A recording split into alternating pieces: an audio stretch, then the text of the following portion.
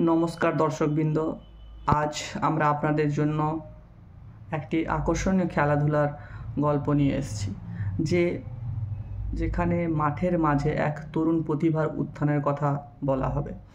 আজকের গল্পের নায়ক হলেন ভারতীয় ক্রিকেট দলের উদীয়মান তারকা ঋতুরাজ গায়কোয়াড়, যিনি ইরানিয়ান কাপে 2025-এ তার দক্ষতা প্রদর্শন করেছেন।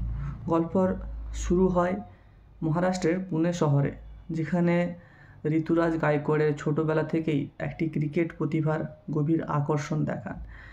তার প্রতিভার এই কঠোর পরিশ্রমের ফলশ্রুতিতে তিনি ইরানিয়ান কাপের মতো একটি গুরুত্বপূর্ণ টুর্নামেন্টে দলের অপরিহার্য অংশ হয়ে উঠেছেন।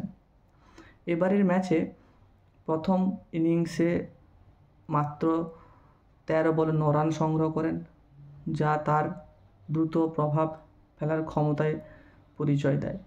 তবে দ্বিতীয় ইনিংসে তিনি 19 বলে 7 রান করে দলের জন্য স্থিতিশীল ফিরিয়ে আনার চেষ্টা করেন। ঋতুরাজের এই পারফরমেন্স তার ধৈর্য এবং উদ্দাম আক্রমণতা স্টাইলের মিশ্রণে একটি উৎকৃষ্ট নমুনা। মাঠে তার নির্ভীক ব্যাটিং ও দ্রুত পায়ে চলার মাধ্যমে দর্শকের মন জয় করেছে। তবে তিনি বলেছেন, আমি প্রতিটি ম্যাচে দলের জন্য সর্বোত্তম প্রদর্শন দেওয়ার চেষ্টা করি এবং এই টুর্নামেন্টে আমার জন্য একটি নতুন শুরু।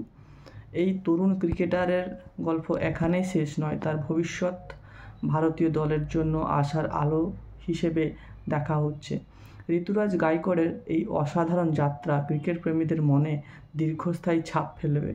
আগামী দিনের উজ্জ্বল পারফরমেন্সের জন্য অপেক্ষা করুন। সবাইকে ধন্যবাদ। পরবর্তী খবরের জন্য আমার সাথে থাকুন।